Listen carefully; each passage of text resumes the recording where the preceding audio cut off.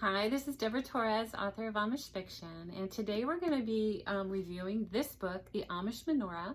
It's written by a collection of male authors, Willard Carpenter, Patrick E. Craig, Jerry Ecker, Thomas Nye, Murray Para, and Amos Wise.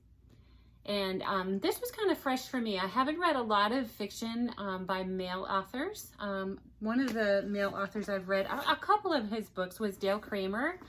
This is his book called The Sutter's Cross. This isn't Amish as far as I know, but he's written some other Amish. One series was something that took place in Mexico, and another one, Levi's Will, I read. So anyway, that's my extent of reading male authors of Amish fiction.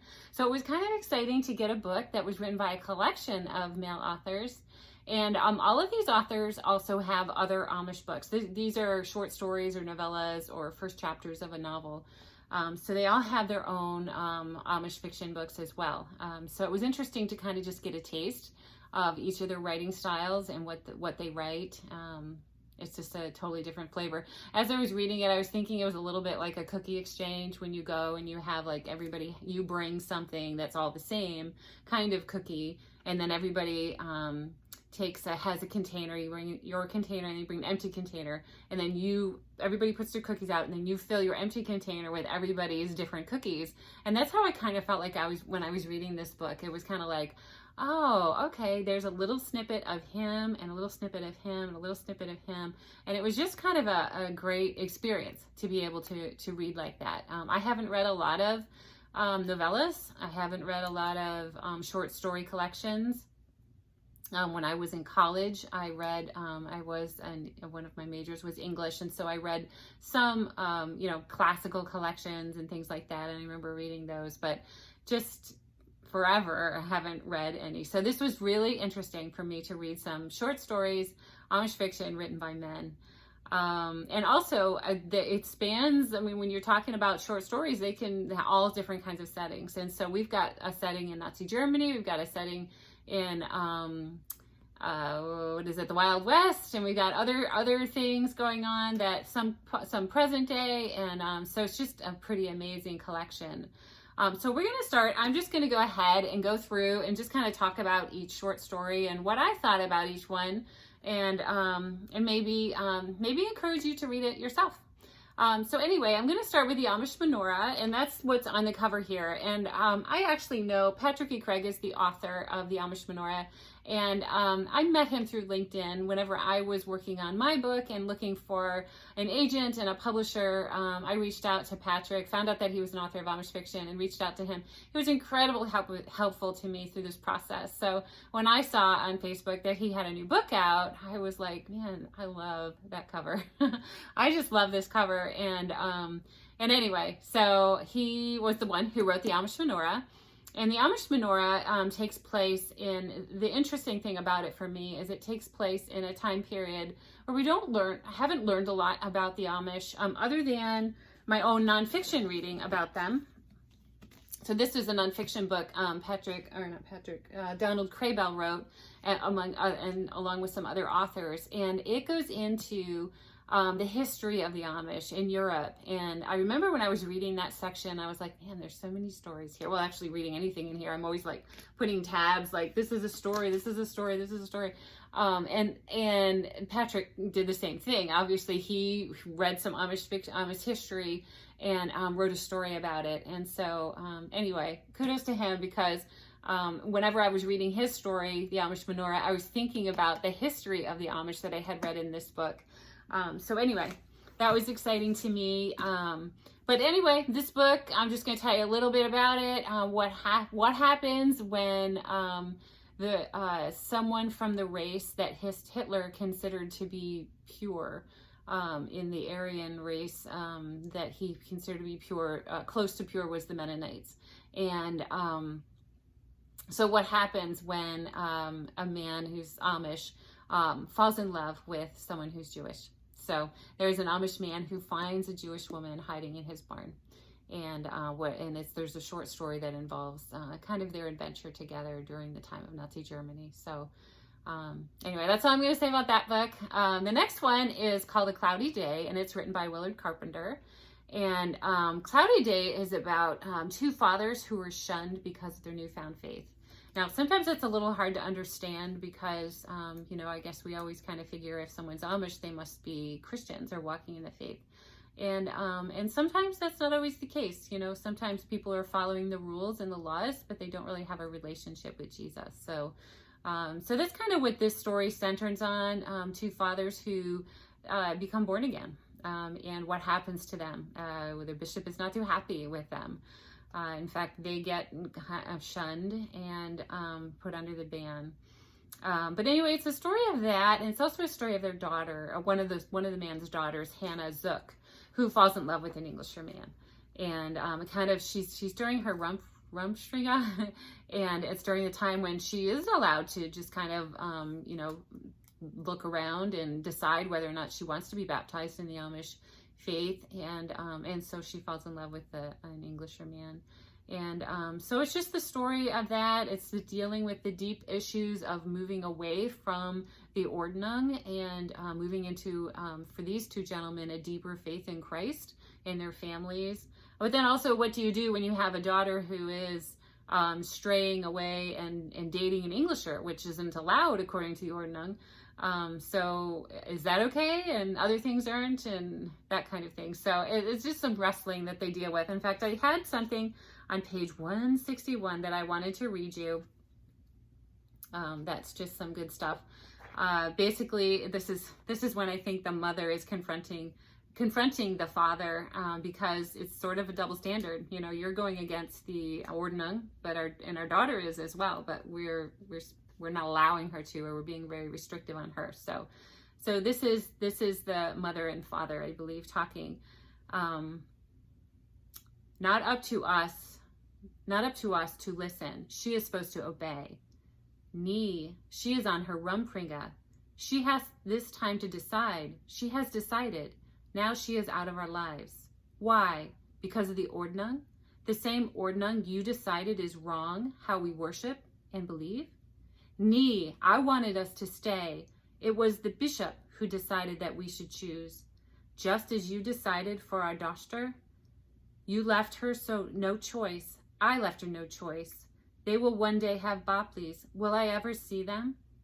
In the background, Hannah's siblings begin crying. So anyway, that's just an exchange between the husband and the wife, because they're coming to this decision that they have to make, where they're going to draw some lines. So anyway, good book, and just deals with some deep issues. That's one thing I liked about these books. They dug a little deeper than some of the Amish fiction that I've read.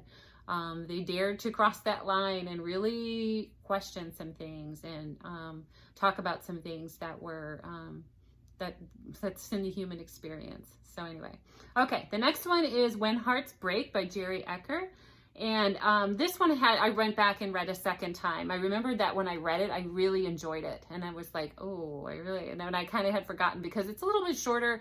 This one is actually just 2 chapters of a longer novel that he has written, and one actually that I'd like to read.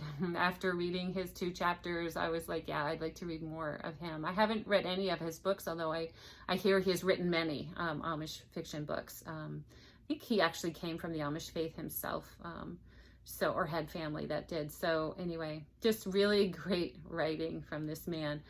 Just wanted to read you 2 snippets because it would kind of set the stage for what I'm talking about. This is chapter 1, and it's the opening paragraph, which is really good. Okay, the community was little more than dusty framed wood buildings, rough and weather-beaten if you saw them during the day, or a softer touch when outlined against the starry skies at night. This was Indiana's southernmost Amish settlement, the beginning a mile or so below the small town of Odnon, along County Road 1200, and south from there. Wow, that just kind of sets the setting, kind of brings you in, I'm there. Oh my gosh, what's going to happen in this story? So it was that I wanted to read you. And then there was just a little piece that, they were describing her mother and father. So this book is written from the perspective of one of the sisters. There's 2 young sisters, older and younger. It depends on the time of the story. This is from the one sister. We were born long before automobiles clogged the roads, Lily and I. Dat was a short man, while Mam was lean and lithe. On Sundays, the top of Dat's black hat barely cleared Mam's bonnet. So anyway, I just love that. I can just picture it. So anyway, he did a great job. So anyway, this story, it touches a little bit on it when you're reading these 2 chapters, but the novel that's to come, or has already been written, is to be published soon, I believe. Anyway, that is a story of abuse in the Amish community and its effect on these 2 sisters. So anyway, okay, so the next one, I have my notes here. Bear with me as I turn some pages. Okay, this one is called The Silo by Thomas Nye. That's the 3rd one. There's 6 stories. And I wasn't going to share my favorite, but I'm going to share my favorite. This one was my favorite. Man, what a story. And it's told from the perspective of a 14-year-old boy.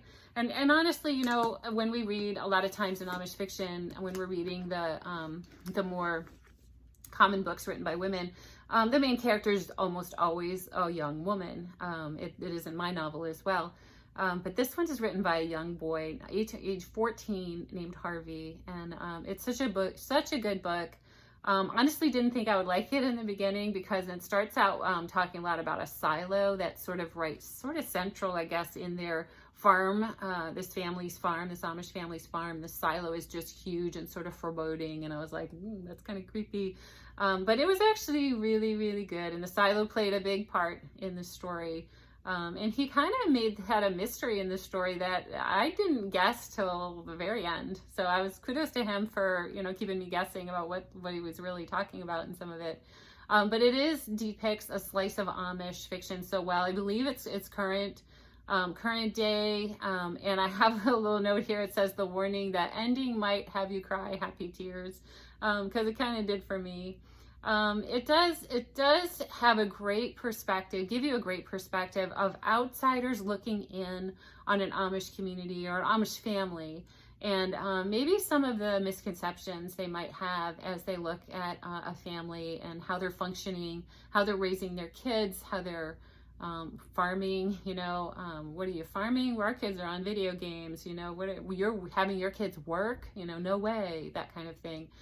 Just an incredible perspective. And it was a little disheartening in it, just how the system, quote unquote, treated this Amish family during part of the story. But what a great story. And again, just have to read you. I think this is my last thing I'm going to read, but I just love this part because it's Harvey and he's talking to his dad, and the story is just kind of ending, but Harvey says to his dad that he wants to grow up to be just like him. And I'll read the rest. It says, Dad wrapped his arms around Harvey and gave him a bear hug. Harvey, you are exactly like me. We both make mistakes and we both put too much on ourselves. Harvey had been wanting to hug his dad ever since he saw him walking in the shadow of the silo. He held him tight and said, if I'm like you, I'm happy. Dad said, I think you're a better man than me. Being like you is good enough for me. A bright lantern shot inviting rays between the house and the barn. Harvey and his dad follow the light inside. So that's not even how it ends. There's more to it. Anyway, this one was my favorite. Okay, so the next one is Lone Star by Murray Para, and it was an interesting flavor. It was the one that happened in the Wild West, and you know, it's kind of funny. You put an Amish man as sheriff, who's a pacifist. In a Wild West town, and what do you get? You know, it's just an incredible concept. But this was kind of had a flavor of the Louis L'Amour books. My dad read a lot of those when I was a young teen. I think I probably read 1 or 2 of them as well. So that kind of thing, just the Wild West. But again, an Amish man in the Wild West. And you know what happens when he's made a sheriff and he says, I'm not going to fight. I'm not going to bear arms. And if you want me in this role, we're not going to have guns. We're not going to do it with guns. So it's just an interesting story. Had a little bit of romance in there too. So a little bittersweet ending. But anyway, and the last one is by Amos Weiss. It's Amish for the Summer. And that is a little short story about some life lessons that a spoiled rich girl learns when she, after a night of cow tipping and vandalism on Amish property. She has a choice to either go to jail or spend some time working hard on an Amish farm. doing community service for that family. So it's interesting, just the changes that she goes through, the softening that happens, and the learning that happens. And also there's some Bible stuff too that she grows in understanding the Bible as well. So anyway, that's all 6 in a nutshell of these. You should read them.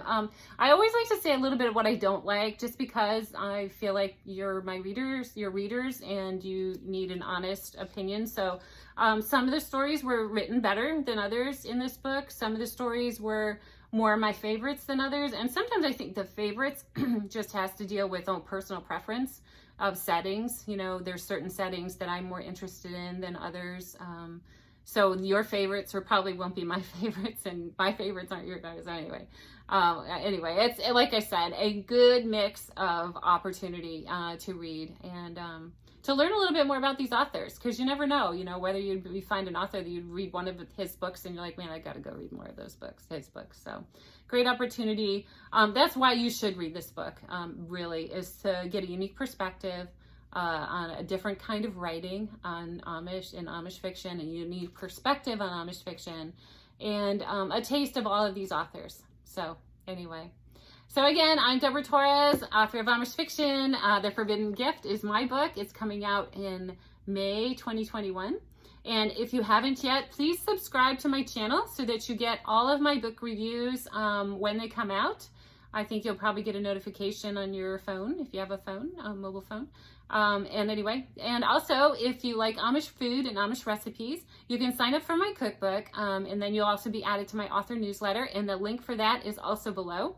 So subscribe to my channel, sign up for my cookbook, and buy the Amish Menorah, and we'll see you on the next Amish book review.